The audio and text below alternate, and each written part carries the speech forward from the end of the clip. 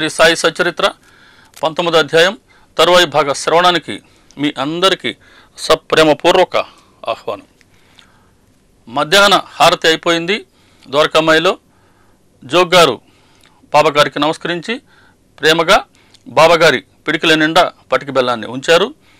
ఆ పటికి బెల్లాన్ని బాబాగారు హేమాడ్ పంత్ చేతిలో కుమ్మరించడం అని అంటే వర్షింపు చేయటం వారి అనుగ్రహాన్ని, అంటే మన అర్హత కన్నా బాబాగారు ఎప్పుడు వారి అనుగ్రహాన్ని వర్షింపు చేస్తూ ఉంటారు. అలా హేమాడ్ పంత్ చేతిలో తమ చేతిలో ఉన్న పటిక బెల్లాన్ని కుమ్మరించి, నేను చెప్పిన విషయాలన్నింటినీ మనసుకు బాగా పట్టించుకుంటే నీ స్థితి ఈ పటిక బెల్లం వలె అవుతుంది, నీ మనసులో కోరికలు సంశయాలు తీరిపోతాయి అన్నారు.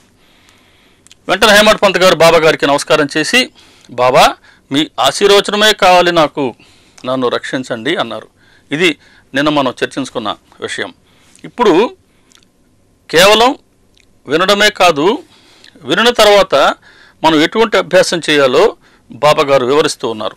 హేమాడ్ పంత్ అంటున్నారు, బాబా కథను విన్నావు, ఈ విషయాలన్నిటినీ మనసుకు బాగా పట్టించుకుంటే నీ పాపాలు ప్రక్షాళనం అవుతాయి, శుభప్రదమైన గని తెరుచుకుంటుంది అన్నారు. కాబట్టే సచ్చరిత్రను శ్రవణం చేసినా, అధ్యయనం చేసినా, మననం చేసినా ఖచ్చితంగా అది మన పాపాలను ప్రక్షాళన చేస్తుంది, మన పాప కర్మను తొలగిస్తుంది అని బాబాగారు మరొక్కసారి వరాన్ని ఇస్తూ ఉన్నారు. అలాగే శుభప్రదమైన గని తెరుచుకుంటుంది. సచ్చరిత్రని కథలు వింటూ మననం చేస్తూ ఉంటే అప్పటి వరకు మన మనసులో ఉన్న చెడు భావాలు తొలగిపోతాయి, చెడు సంస్కారాలు తొలగిపోతాయి.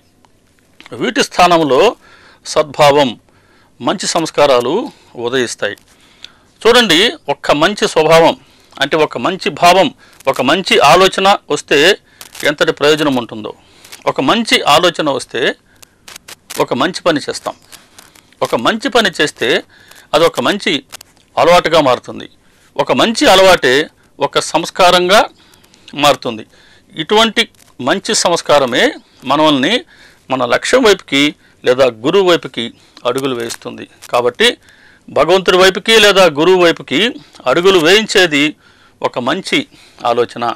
కాబట్టి ఒక మంచి భావం మనకు కలుగుతుంది సచ్చరిత్రని శ్రవణం చేస్తే అని బాబాగారు మళ్ళీ ఇక్కడ చెప్తున్నారు. అందుకే శుభప్రదమైన గని తెరుచుకుంటుంది. ఇటువంటి ఎన్నో శుభాలు కలుగుతాయి. శుభం అని అంటే భగవంతుడి వైపుకి మనల్ని ఒక్క అడుగు వేయించే ప్రతి కార్యక్రమం, ప్రతి కార్యం శుభమే. ఇటువంటి శుభాల గని తెరుచుకుంటుంది చరిత్రను శ్రవణం చేస్తే అని అంటున్నారు. అలాగే శ్రవణం చేసిన దానిని మననం చేయి, తరువాత నిధిధ్యాసన చేస్తే అప్పుడు ధ్యానం చక్కగా కుదిరి పరమాత్మ ప్రకటమవుతాడు అన్నారు బాబా. కాబట్టి శ్రవణం చేస్తూ ఉన్నాం, తరువాత మననం చేసి తీరవలసిందే. మననం చేయడం అని అంటే మనసుకి బాగా పట్టించుకోవడం అంటున్నారు బాబా. కాబట్టి మనసుకు బాగా పట్టించుకోవాలి అని అంటే శ్రవణం చేస్తూ ఉన్నప్పుడే మనసు పెట్టాలి, దాని అర్థాన్ని గ్రహిస్తూ ఉండాలి. అర్థం తెలియకపోతే మనం తెలుసుకుంటూ ఉండాలి. ఇలా చేస్తే మనసుకి బాబాగారు చెప్తున్న బోధ అంతా మనకది అవగాహనకు వస్తుంది. ఇప్పుడు నిధిధ్యాస అనే మాట చెప్తున్నారు బాబా. మననం చేసావు, నిధిధ్యాస చేయి, అప్పుడు ధ్యానం చక్కగా కుదురుతుంది, అప్పుడు పరమాత్మ ప్రకటమవుతాడు అంటున్నారు. మననం చేసిన తర్వాత నిధిధ్యాస. నిధిధ్యాస అని అంటే మన ఆత్మపై ధ్యాస, అదే ఆత్మధ్యానం. ఆత్మధ్యానం చేయాలి అని అంటే మనసు ఆత్మపై ఏకాగ్రం కావాలి, అంటే మనసు ఆత్మ వైపు చూడాలి. మరి ఆత్మ ఎక్కడుంది? సాధారణంగా భగవంతుడు మనలోనే ఉన్నారు అని గ్రహించలేం. భగవంతుడు ఎక్కడో ఉన్నాడు అనుకుని భగవంతుడిని ఎవరెవరో చూపిస్తారని వారి వెంట పరుగులు తీస్తూ ఉంటాం. ఇటువంటి ఒక వ్యక్తి గురించి చెప్తున్నారు రామకృష్ణ పరమహంస గారు. ఒక వ్యక్తికి చుట్ట కాల్చే అలవాటు ఉందట. అది రాత్రి అయినా సరే చుట్ట కాల్చేవారు. ఒకరోజు మంచి అర్ధరాత్రి సమయంలో మెలకు వచ్చింది. చుట్ట తాగాలి అనుకున్నారు. నిప్పు కావాలి కదా, అగ్గిపెట్టె లేదు. కాబట్టి ప్రక్క ఇంటికి వెళ్ళారు ఆయన. చీకటిగా ఉంది, అందుకని ఇంట్లో లాంతరు ఉంటే లాంతర్ని తీసుకొని ప్రక్క ఇంటికి వెళ్ళాడు. తలుపు తట్టాడు. చాలాసేపటికి ఆ గృహస్థు వచ్చాడు. ఆవులిస్తూ అడిగాడు, ఏంటండి ఇంత రాత్రి అప్పుడు వచ్చారేంటి? అయ్యా చుట్ట వెలిగించుకోవాలి, నా అలవాటు నీకు తెలుసు కదా, అగ్గిపెట్టి అయిపోయింది, అగ్గిపెట్టి లేదు, అగ్గిపెట్టి అన్నారు. అగ్గిపెట్టి నీకెందుకండి, మీ చేతిలో లాంతర్ ఉంది కదా అన్నారు ఆయన. వాస్తవం కదా, లాంతర్ చేతిలో పెట్టుకొని అగ్గిపెట్టితే ఏం పని? అలా మనలో ఉన్నారు బ్రహ్మ, మనలో ఉన్నారు భగవంతుడు. కాబట్టి మనలో ఉన్న భగవంతుడి వైపుకే మనం చూడటమే ఇది నిధిధ్యాస.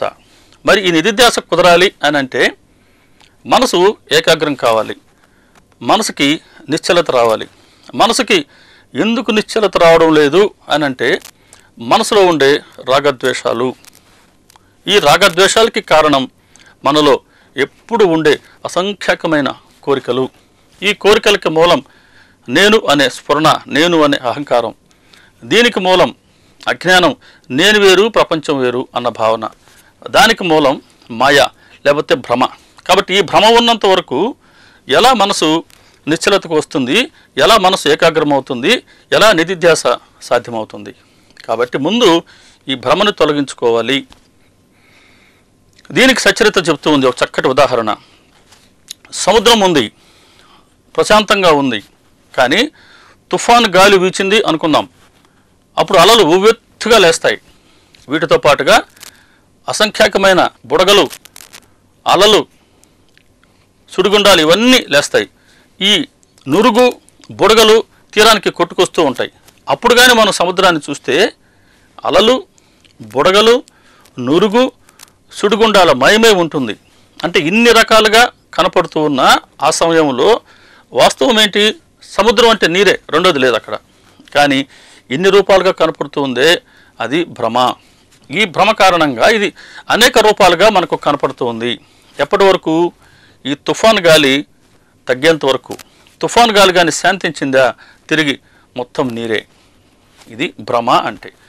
కాబట్టి ఈ భ్రమ ఉన్నంత వరకు అక్కడ సముద్రం ఇన్ని రకాలుగా కనపడుతూ ఉంది. అలాగే నేను వేరు ప్రపంచం వేరు అనే ఈ అజ్ఞానం ఉన్నంత వరకు, ఈ భ్రమ ఉన్నంత వరకు మనసులో కోరికలు ఉంటాయి. కోరికలు ఉండే కొద్దీ రాగము ద్వేషం ఉంటాయి. ఈ బంధాలు ఉన్న కొద్దీ మనసు చంచలంగా ఉంటుంది, నిశ్చలతకు రాదు. కాబట్టి వివేకవంతులు అశాశ్వతమైన వాటి కోసం కాకుండా శాశ్వతమైన వస్తువుని అంటే ఆత్మనే కోరుకుంటారు, వాటి కోసమే ప్రయత్నిస్తారు. అలా ప్రయత్నించాలి అని చెప్తూ ఉంది సచ్చరిత్ర. కాబట్టి నిధిధ్యాస కుదరాలి అంటే ధ్యానం చేయాలి. ధ్యానం చేస్తేనే పరమాత్ముడు ప్రాప్తిస్తాడు. జ్ఞానం కన్నా ధ్యానం శ్రేష్టమైనది, కానీ ధ్యానానికి మూలం జ్ఞానమే. కాబట్టి ధ్యానానికి యథార్థమైన జ్ఞానం కావాలి. యథార్థమైన జ్ఞానం కావాలి అని అంటే అసలు ముందు పరమాత్మ తత్వం ఏదైతే ఉందో దానిని అవగాహన చేసుకోవాలి. అలా తత్వాన్ని సరిగ్గా అర్థం చేసుకున్నప్పుడు మాత్రమే జ్ఞానం కలుగుతుంది.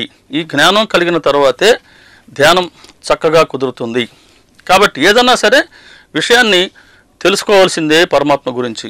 ఈ తెలుసుకోవడం ఎలా ఉంటుంది అని అంటే తమిళనాడులో ఒక సామెత ఉందట, కుక్క ఉంటే రాయి లేదు, రాయి ఉంటే కుక్క లేదు అని. ఇది మనకు ఎవరికైనా ఎలా అర్థమవుతుందని అంటే కుక్క ఉంది, కుక్కని కొట్టాలనుకుంటే రాయి లేదు. సరే రాయి దొరికింది, రాతితో కొడదామనుకుంటే కుక్క పారిపోయింది అని సాధారణంగా అనుకుంటాం.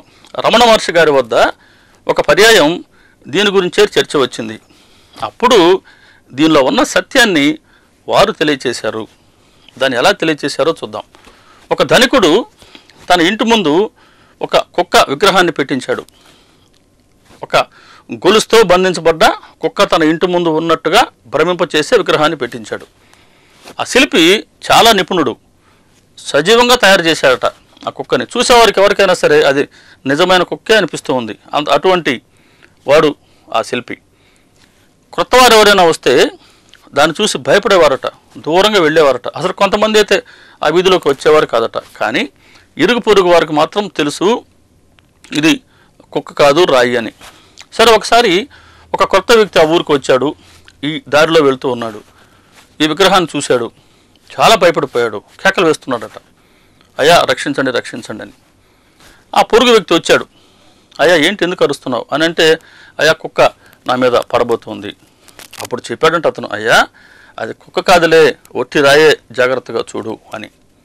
అప్పుడు ఈ క్రొత్త వ్యక్తి దగ్గరికి వెళ్ళి చూస్తే నిజమే అది కుక్క కాదు రాయి. ఇప్పుడు అది కుక్క అన్న భయం పోయింది. ఇప్పుడు ఆహా ఈ కుక్క నిజంగా కుక్క అనిపిస్తూ ఉంది ఈ విగ్రహం. ఈ శిల్పి ఎంతటి నైపుణ్యం కలవాడు అని శిల్పి గురించి ఆలోచిస్తూ ఉన్నాడు. అంటే ఇప్పటి వరకు ఉన్న భయం పోయింది. ఇప్పుడు అందులోని అన్నాన్ని చూస్తున్నాడు, దాని మూలాన్ని ఆలోచిస్తున్నాడు. అందుకు కుక్క ఉన్నప్పుడు రాయలేదు అని అంటే ఇది కుక్కగా అనుకుంటూ ఉన్నంత వరకు, ఈ రాయిని కుక్కగా భ్రమిస్తూ ఉన్నంత వరకు అది కుక్కే, అందులో మూలమైన రాయి కనపడలా. ఎప్పుడైతే ఇది రాయి కుక్క కాదు అని తెలుసుకున్నాడో ఇప్పుడు రాయినే చూస్తున్నాడు. ఇప్పుడు ఆ కుక్క అనే భావం పోయింది, ఆ భయము పోయింది. కాబట్టి ఇక్కడ మూలం ఏంటో తెలుసుకున్నాడు ఈ వ్యక్తి. అలా ఇక్కడ కూడా పరమాత్మ అంటే ఏంటో తెలుసుకోవాలి. కాబట్టి పరమాత్మ అని అంటే సర్వము ఉన్నది పరమాత్మే, సృష్టిలో ఉన్నదంతా వారు తప్ప రెండవది ఏది లేదు అన్నది అనుభవపూర్వకంగా గ్రహించడమే జ్ఞానం అని అంటే. ఇటువంటి జ్ఞానం ప్రాప్తిస్తేనే అక్కడ నిధిధ్యాస కుదురుతుంది. మరి ఇటువంటి జ్ఞానాన్ని తెలియచేసేది ఎవరు? ఈ భ్రమను తొలగించేది ఎవరు? దీనికే ఇంకొక ఉదాహరణ చెప్తుంది సచ్చరిత్ర. ఒక అంధుడు ఉన్నాడు, ఏనుగుని చూడాలి అనుకున్నాడు. మరి అంధుడు ఏనుగుని చూడగలడా? ఎవరు వచ్చి ఎంతగా ఏనుగు గురించి వర్ణించినా అతడు చూడలేడే. సాక్షాత్తు బృహస్పతి వచ్చి అద్భుతంగా వర్ణించిన ఈ అంధుడికి ఏనుగు కనపడదే. ఇతడు మరి ఏనుగును చూడాలి అని అంటే ఇతడికి నేత్రాలను ఇవ్వవలసిందే, అప్పుడు మాత్రమే ఏనుగును చూడగలడు. అలా మనం కూడా ఇక్కడ అంధుడు అని ఎందుకు చెప్పారనంటే, అంధుడు అని అంటే చూపు లేనివారు అని కాదు, ఆధ్యాత్మిక దృష్టి లేనివారు అని, అంటే లోచూపు లేనివారు అని, అంతర్ముఖం కానివారు అని. అలా అంతర్ముఖం కానంత వరకు మనం ఎంతగా ప్రయత్నించినా పరమాత్మ ఎలా ప్రాప్తిస్తాడు? కాబట్టి మొదట చేయవలసింది ఏంటి అని అంటే అంతర్ముఖం కావాలి. అంతర్ముఖం కావాలి అని అంటే మనసు బాహ్య విషయాలను సేవిస్తూ ఉన్నంత వరకు అంతర్ముఖం కాదు. కాబట్టి ముందు మనో ఇంద్రియాలను నిగ్రహింప చేసేవారు కావాలి. అందుకు బాబా చెప్పారు విజయానందంతో 31వ అధ్యాయంలో, వాడాలో దొంగలు ఉన్నారయ్యా, నువ్వు తలుపులు మూసుకుని పడుకో, అప్రమత్తంగా ఉండు, లేదా దొంగలు నీ సర్వస్వాన్ని దోచుకుంటారు అన్నారు. వాడ అంటే శరీరమే, కానీ అక్కడ వాడ అంటే సత్రమని, కానీ బాబా చెప్తున్నది సింబాలిక్గా ఉంటుంది. వాడ అనంటే ఈ శరీరమే, ఈ శరీరంలో దొంగలు ఉన్నారు, అరిషడ్ వర్గాలు దొంగలు, వీరు చేసినంత నాశనం మనల్ని ఎవరు చేయరు. కాబట్టి ఏం చెప్పారు బాబా? తలుపులు మూసుకో అంటే ఇంద్రియాల వైపు మనసు పరుగులు తీస్తూ ఉన్నంత వరకు నువ్వు దృష్టి బాహ్య విషయాల వైపే ఉంటుంది. కాబట్టి తలుపులు మూసుకోమంటున్నారు, ఆ బాహ్య దృష్టిని మానుకోమంటున్నారు, అంతర్ముఖం కమ్మంటున్నారు. ఇది అప్రమత్తంగా ఉండటం అని అంటే. లేకపోయావా ఇదిగో నీలో దొంగలు పడి నీలో ఉన్న ఈ అరిషడ్ వర్గాలు నిన్ను నైతికంగా పూర్తిగా పతనం చేస్తాయి అని అక్కడే వారు హెచ్చరించారు విజయానంద పాత్ర ద్వారా మన అందరినీ. సరిగ్గా అదే ఇక్కడ మళ్ళీ చెప్పబడుతూ ఉంది. కాబట్టి అంధుడు ఏనుగును చూడాలి అని అంటే అతడికి నేత్రాలు రావాల్సిందే, దృష్టి కలగవలసిందే. అలా మనం కూడా మనలో ఉన్న ఆత్మను దర్శించుకోవాలి అని అంటే ఖచ్చితంగా అంతర్ముఖం కావాల్సిందే. అలా అంతర్ముఖమైనప్పుడు మన ప్రయత్నంతో సద్గురువు దివ్య నేత్రాలను ప్రసాదిస్తాడు, అంటే సమ్యక్ దృష్టిని ప్రసాదిస్తాడు. వారు ప్రసాదించిన సమ్యక్ దృష్టితోనే నేనంటే ఈ శరీరం అని భ్రమిస్తూ ఉన్నానే, నేను శరీరం కాదు, నేను ఆత్మని. ఏ ఆత్మ అయితే నాలో ఉందో ఇదే ఆత్మ విశ్వమంతా ఉంది, ఇది భగవంతుడిలో అంశ అని అనుభవపూర్వకంగా గ్రహిస్తే అది ఆత్మసాక్షాత్కారం, అది పరమాత్మను తెలుసుకోవడం అని అంటే. కాబట్టి సద్గురువుతో మాత్రమే ఇది సాధ్యమవుతుంది. అందుకు సద్గురువుని ఆశ్రయించవలసి ఉంది.